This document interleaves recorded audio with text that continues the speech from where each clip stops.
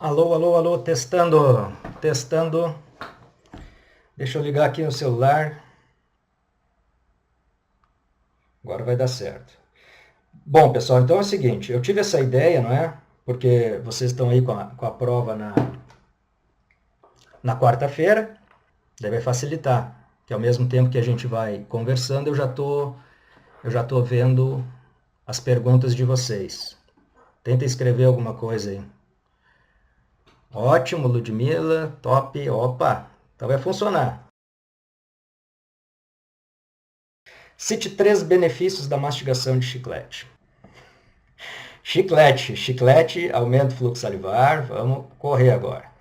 Aumenta o fluxo salivar. Vocês vão completando de vocês aí, né? Melhora desempenho intelectual durante atividades cognitivas. O que mais? Acelera a recuperação gastrointestinal quando você é submetido a procedimentos de anestesia geral.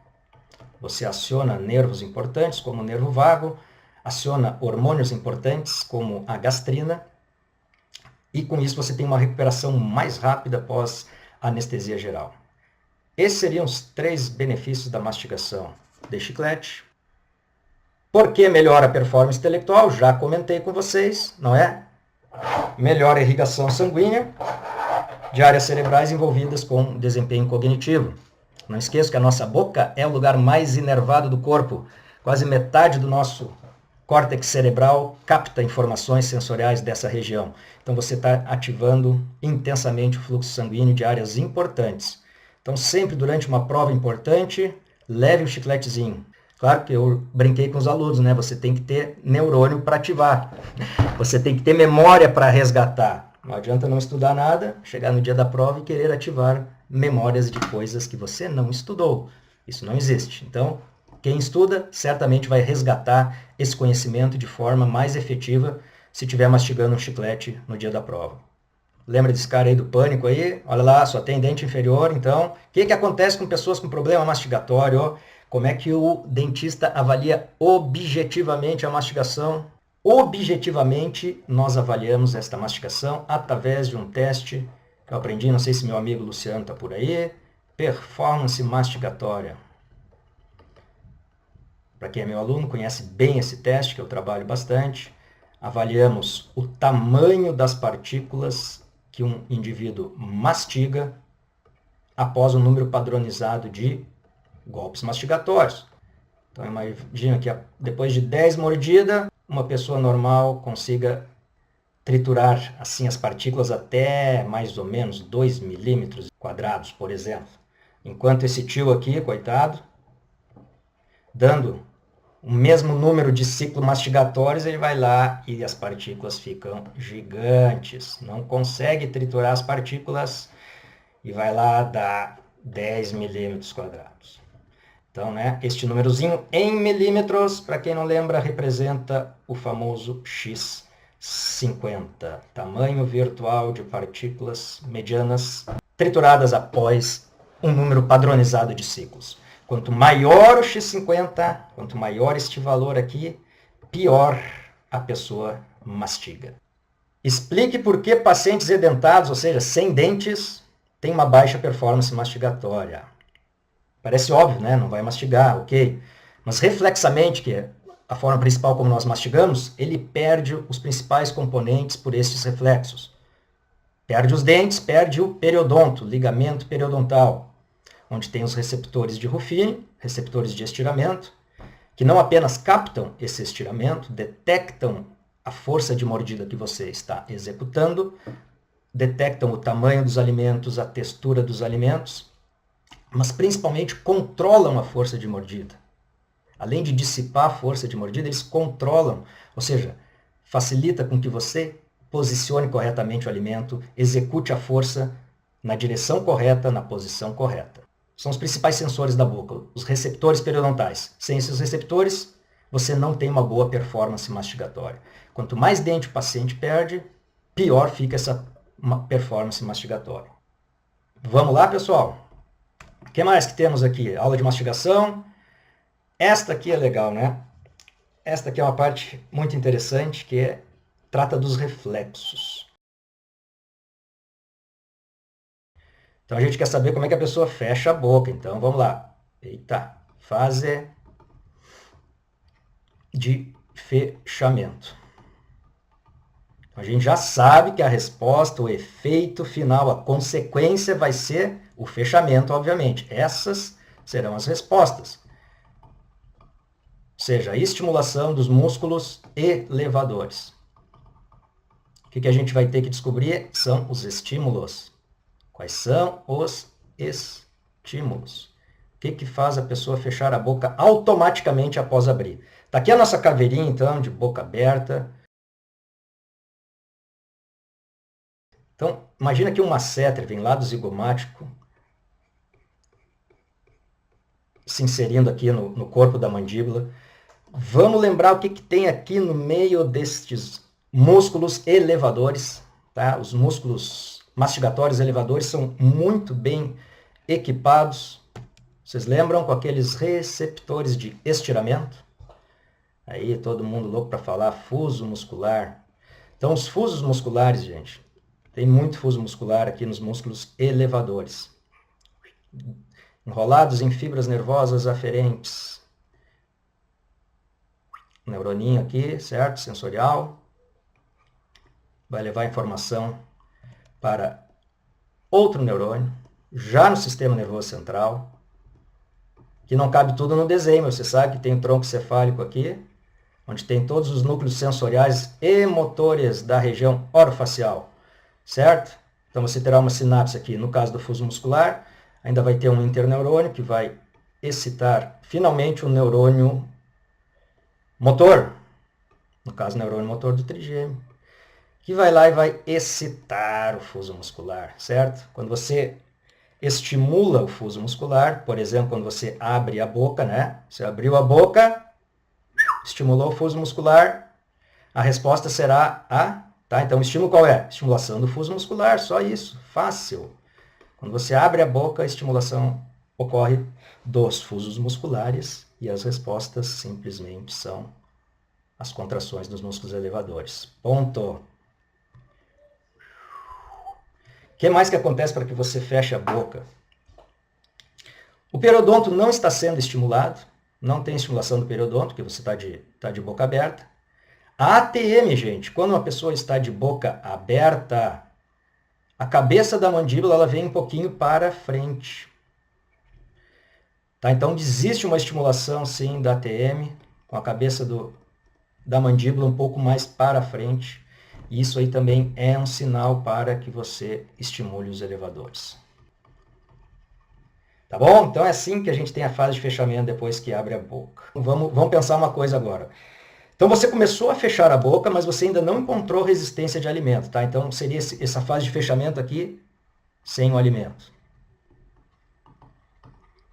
Sem o alimento. O que acontece quando a gente encontra um alimento aqui, ó? Vamos desenhar, pegar uma cor diferente aqui. Branco, um ovo. O cara está comendo um ovo cozido inteiro aqui, ó. Tá. O que vai fazer ele aumentar essa força de mordida? Vamos descer aqui agora. Então, a fase de fechamento. Com força, com execução de força de mordida, ocorre da seguinte forma. Vamos seguir a mesma tabelinha de sempre. Vamos saber qual é o estímulo e qual é a resposta. Então, o estímulo, novamente os fusos musculares são estimulados. Vamos subir de novo, dá para ver ali em cima, né, gente? Dá para ver ali em cima, olha só, imagina um ovo aqui, com certeza o masseter está sendo esticado. Quanto maior o alimento, quanto mais duro esse alimento, o fuso muscular, obviamente, percebe. Lembrem, eles são receptores monitoradores de comprimento e de velocidade.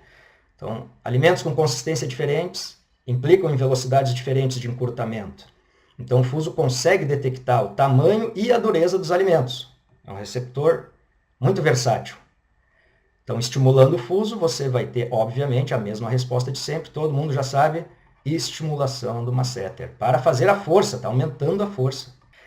que mais, pessoal? Quem é que detecta o ovo ali? Volta para o ovo. Não é? Quem detecta a dureza do ovo? A dureza do ovo.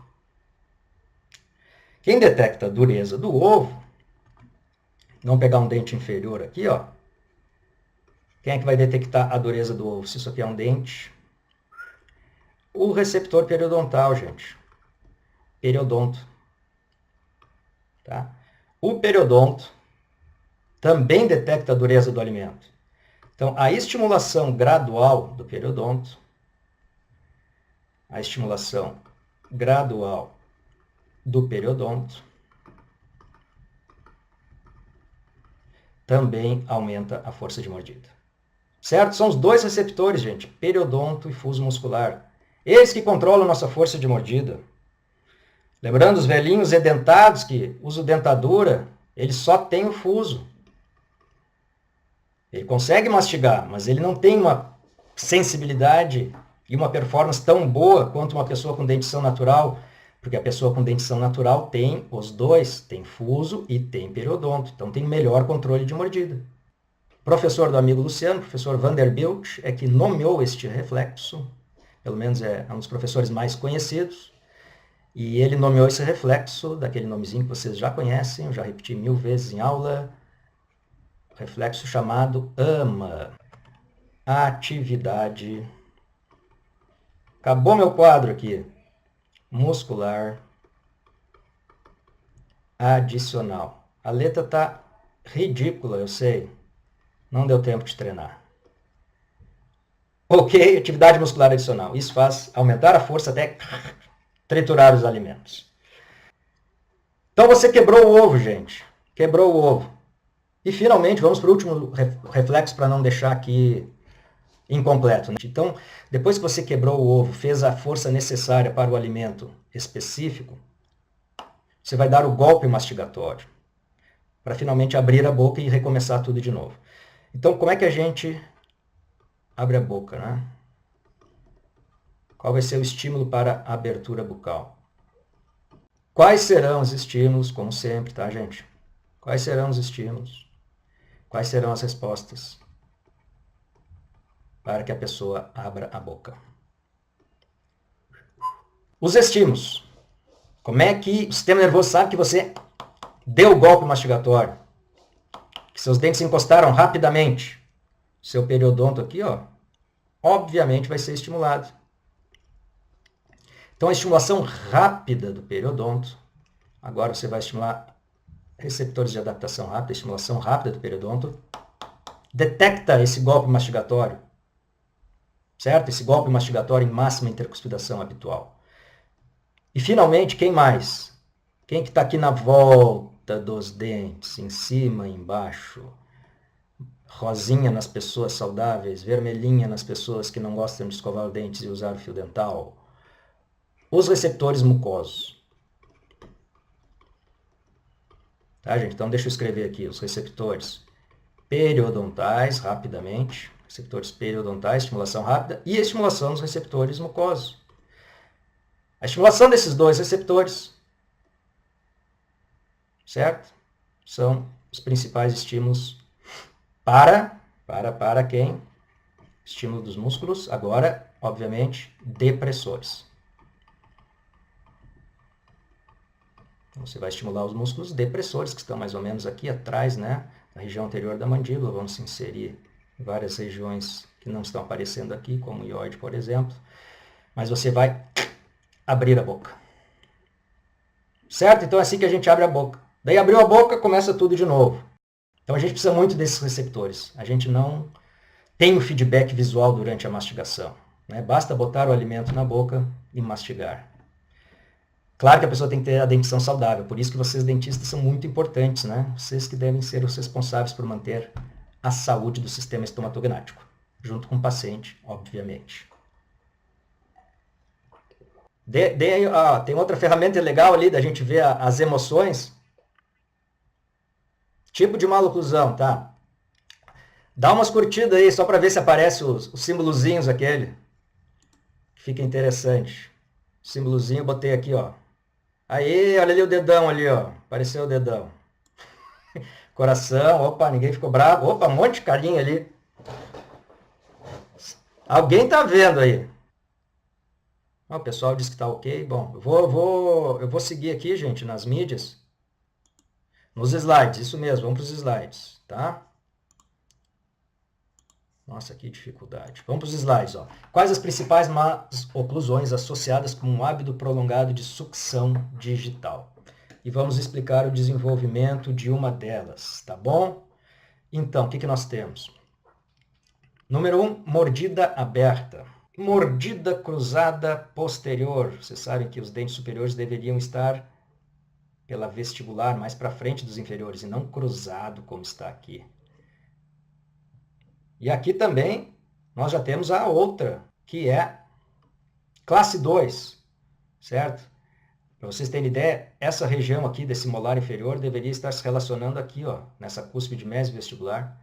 Esse canino inferior deveria estar se relacionando com esta região aqui. Essa com essa. Então tá tudo para trás, ó, tá vendo? Vocês conseguem perceber que a mandíbula tá tudo para trás? Isso é chamado uma disto-oclusão ou classe 2. Então, é classe 2, disto-oclusão, a mandíbula é para trás, ela não consegue crescer adequadamente para frente, é mordida aberta,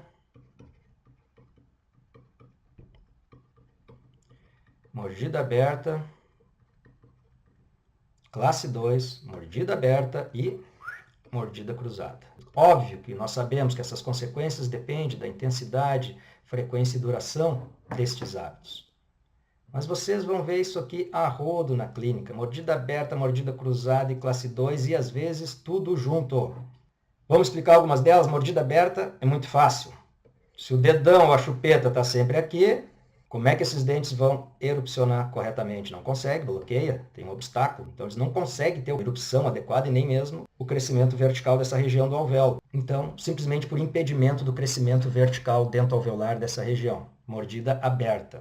A mordida cruzada é interessante a gente detalhar. Então tá aqui, mordida aberta, classe 2 de novo, olha aqui o canino. Deveria estar se relacionando nessa região, está lá para trás. Olha a mordida aberta. E aqui também a mordida cruzada, ó, tudo ao mesmo tempo.